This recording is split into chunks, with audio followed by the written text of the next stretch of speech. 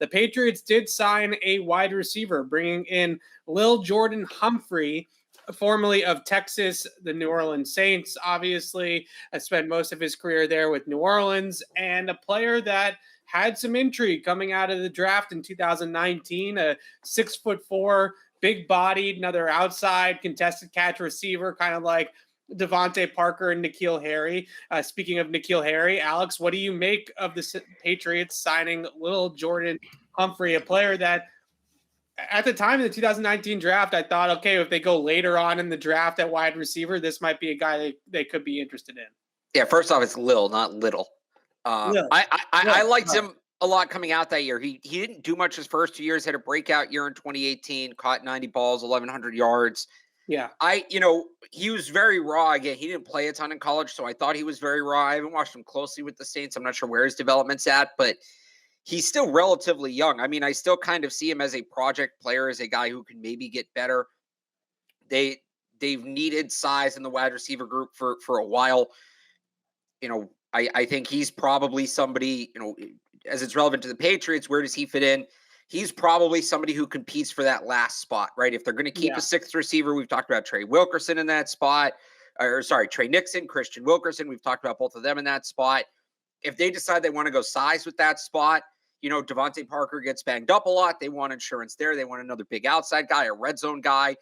You could maybe kind of see him as a third tight end if they're only going to keep Josue Smith and Hunter Henry. He might give you some de facto depth there. I could see him being in the competition. Now, if that's not what they want, if they want the extra slot receiver, it's Trey Nixon. If they want the special teams, it's Christian Wilkerson. That's what hurts me with this one. I'd love to say Jordan Humphrey has a solid shot to make the team. He doesn't play special teams. Last year was his career high in special team snaps. I think he played about 17% of the Saints special team snaps last year. That's not a significant amount. So that doesn't mean he can't do it. Maybe they get him going. He obviously has the size to, be a factor covering kicks. He has some speed to be able to get down the field and cover kicks. He just hasn't done it, but he'll be a name to watch. I mean, I think he's an NFL caliber player. I don't know if he's a starting caliber player. I think he's a, back end of the roster, good depth, red zone, situational guy. I think he does provide some value there, but they have a lot of guys like that. And would they rather have the speed of Trey Nixon again, or the special team skills of Christian Wilkerson? That's what it's going to come down to. Yeah, honestly, I look at this move as maybe a precursor to the N'Keal Harry eventual departure here from New England, because you talk about Devontae Parker in that starting big X role.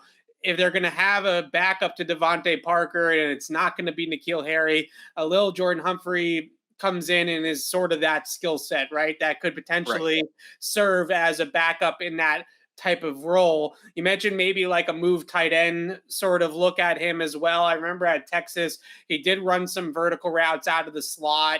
Maybe that could be a different look that he could get as well, to get some matchups against linebackers and safeties and just play basketball in the middle of the field with those guys. He's somebody, though, coming out of Texas, I remember studying his tape, and his feet and his wiggle, I guess, for lack of a better term, is a little bit better than what you would expect for a 6'4" guy. And I checked in with Nick Underhill, who used to cover the Patriots, now covers the Saints full-time down in New Orleans.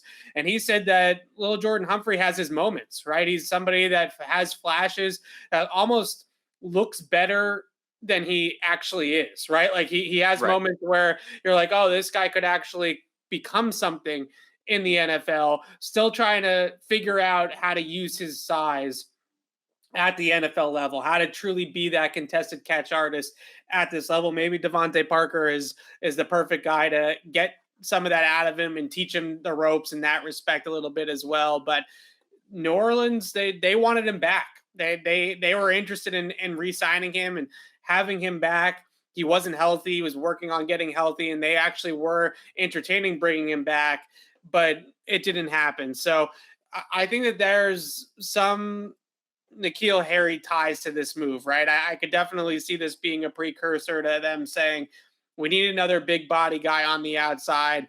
Now we have one in case Devontae Parker goes down, and we still want to use that role in some capacity. Obviously not a burner. He ran a really slow 40 time. He doesn't bring any sort of speed, but he does have that size and that ability to go above the rim and play big.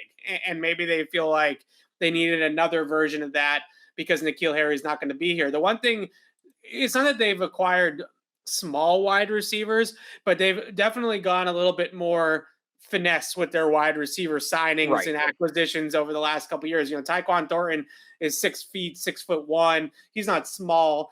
Kendrick Bourne, Nelson Aguilar. We're not talking about Wes Welker. We're not talking about 5'8", 5'9" receivers, but none of those guys are necessarily known for their contested catchability either. Right. So that's, again, it comes down to what do they want to do with that last spot? What do they want to do with that depth spot? It's a, you know, like you said during the draft, it's kind of a flavor thing.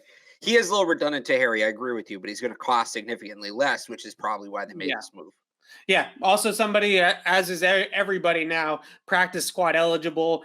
That's a nice practice squad player too. If you can get him on the practice squad, work scout team as well. Not only just being able to potentially back up Parker, but you could also have him mimic some of the other bigger receivers that you're going to have, that you're going to go up against, the 6'3", 6'4" guys on other teams. Now, Lil'Jordan Humphrey could potentially play a scout team role or something like that on the practice squad as well. So not sure he makes the roster, but definitely a scout team option in a practice squad option for the Patriots if he doesn't make the 53.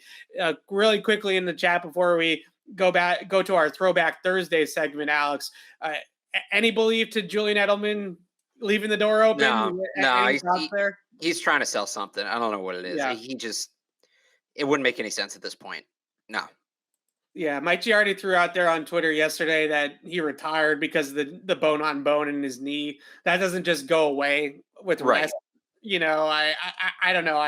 I tend to agree with you that in order to keep people on the hook, in order to keep people interested in the brand that is Julian Edelman, you got to tease a comeback every once in a while. Everybody does it, right? How many athletes do this all the time? And it stinks that that's the game, but that is the game that a lot of them play. And no, I'm with you. I don't think that there's any sort of credence to him actually coming back and playing for the Patriots ever again.